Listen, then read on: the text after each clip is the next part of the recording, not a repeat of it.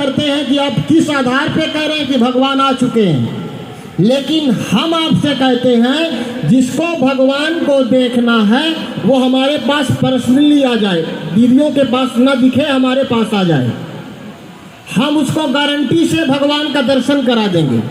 हाँ, शर्त एक ही है कि अपना एड्रेस सही सही लेके आना, क्योंकि भगवान मिलेगा उसी से जिसको अपना परिचय पता हो। हम भेज देंगे आपके पते पर भगवान को आपसे मिलने के लिए, लेकिन आपका एड्रेस सही होना चाहिए। किसको किसको मिलना भगवान से, हाथ उठाओ। बस एक ही लोगों को मिलना है। हाँ, कहने का मतलब ये है कि भगवान सबसे मिलना चाहता है। भगवान भी अपने बच्चों से बहुत प्रेम करता है, आपसे ज़्यादा वो आपसे प्रेम करता है और आपसे ज़्यादा वो आपका ध्यान रखता है, किंतु हम उससे मिलन क्यों नहीं मना पाते? क्योंकि हमको हमारा ही पता नहीं है, खुद का ही पता नहीं है। खुदा से कैसे मिलोगे, कैसे जानोगे कि वो कौन है? इसलिए पहले खुद को ढूंढो, खुद को जानो, मैं कौन हूँ, तब तो उसका पता चलेगा। अभी अपना ही नाम नहीं पता, अपने पिताजी का नाम कैसे बता सकते हो आप? और दूसरी बात, इस संस्था में और अन्य संस्थाओं में अंतर है, बहुत बड़ा अंतर है, जिस कारण से इस संस्था के जो अनुयायी हैं, जिज्ञासु हैं, इस भारत में कम मात्रा में है। उसका कारण क्या है? उसका कारण ये है कि हम रामचरितमानस को पूरे भारत में सब लोग लाइक करते हैं, सब लोग सुनते हैं, और ये संस्था राम के चरित्र को अपने मानस में उतारती है। ये कठिन कार्य है। हम राम राज्य लाना चाहते हैं, पूरे भारत के सभी लोग चाहते हैं कि भारत राम राज्य आए, लेकिन राम राज्य आएगा कैसे? काम करना है रावण का और राम राज्य लाना है, दोनों चीजें संभव नहीं है। अब यही बात यदि हमारे सभी साधु संतों के बीच में कह दी जाए तो वहाँ बहुत आग लग जाएगी, क्योंकि राम मंदिर बन गया, राम लला आ गए, इसका मतलब पूरे भारत में राम राज्य आ गया, ऐसा हमारे साधु संत महात्मा लोग मानते हैं। लेकिन हम ये बात इस मंच से भी कह रहे हैं, और यदि हमको मौका मिलेगा तो किसी भी मंच से ये बात हम कह सकते हैं कि राम राज्य नहीं आया है और राम राज्य आ भी नहीं सकता, क्योंकि राम राज्य तभी आएगा जब रावण मरेगा, और रावण अभी मरा नहीं, दिन प्रतिदिन बढ़ता जा रहा है, दिन प्रतिदिन उसके सिर और बढ़ते जा रहे हैं। तो जब तक रावण नहीं मरेगा तब तक राम राज्य आ नहीं सकता। और रावण को मारने की, रावण के लंका में आग लगाने की जो संस्था सबसे ज्यादा काम कर रही है वो प्रजापिता ब्रह्मा कुमारी ईश्वरीय विश्वविद्यालय की बहनें कर रही हैं। हमारी आवाज जहां तक भी जाए, सोशल मीडिया के माध्यम से इसको फैला दीजिएगा चारों तरफ। हम किसी साधु संत महात्मा को डरते नहीं है कि लोग क्या कहेंगे कि आप ऐसा बोल रहे हो। वेद पढ़ना और वेद का जीवन में वेद उतारना। दूसरा, इस संस्था पर एक और आरोप है कि ये लोग शास्त्र को नहीं मानते, वेद को नहीं मानते, पुराणों को नहीं मानते। हम आपसे कह रहे हैं कि वेद को पढ़ने वाले तोता जैसे लोग पंडित उसको रटते हैं। नमस्ते रुद्रमन्यव उतोतैखवे नमः। आप लोगों ने समझा क्या बोला हमने? नहीं समझा। ये वेद का मंत्र है, यजुर्वेद का रुद्र सूत्र का पहला मंत्र है। अब ये मंत्र का अर्थ है हम उस रुद्र परमात्मा को की शरण में जाते हैं। अब रुद्र कौन है ये न पंडित को पता है, न सुनने वाले को पता, सुनाने वाले को भी नहीं पता, सुनने वाले को भी नहीं पता। एक भी वैदिक मंत्र का अर्थ पंडितों को नहीं पता, तो कैसे आप परमात्मा को जानोगे? और ये संस्था की हमारी बहनें स्वयं स्वरूप है ज्ञान का। आप किताबों में पढ़े हुए तोता रटंत वाली बातें कर रहे हैं। हम भी इसी को मानते थे पहले कि जो वेद मंत्र पढ़ता है वो असली में ब्राह्मण है, असली में वैदिक ब्राह्मण है।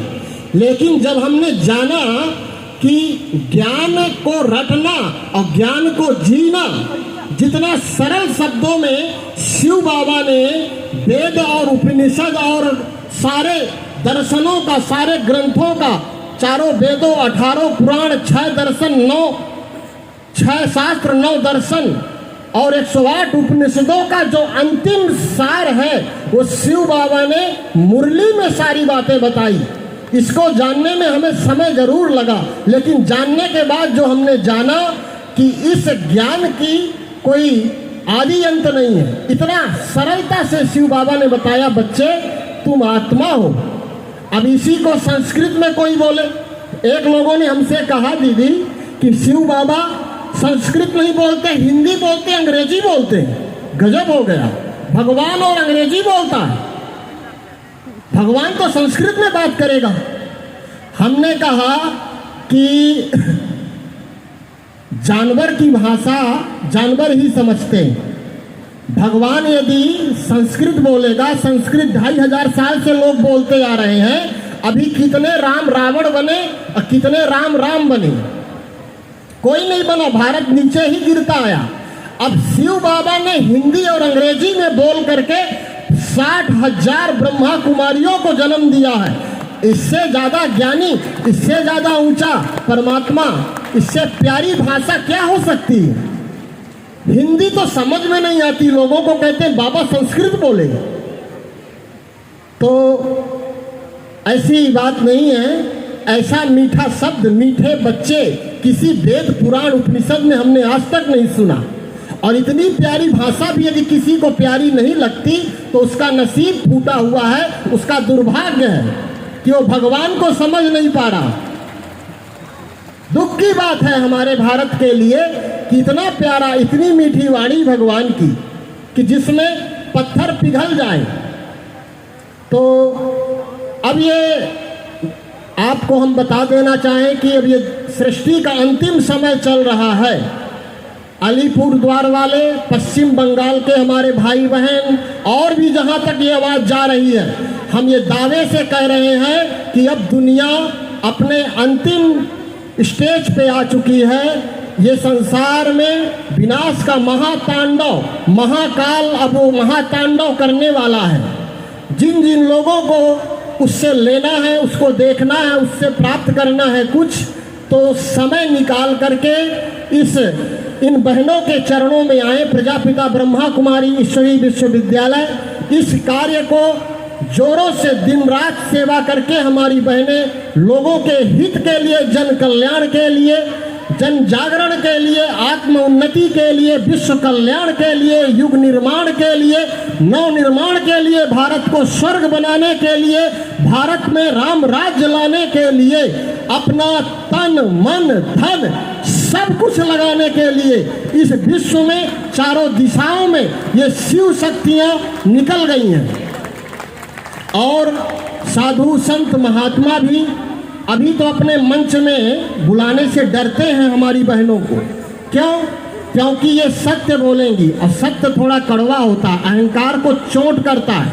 इसीलिए अभी आप बड़े बड़े सम्मेलनों में हमारी बहनों को साधु संत बुलाने में थोड़ा सा भयभीत हो रहे हैं, लेकिन ज़्यादा समय ये चलने वाला नहीं है।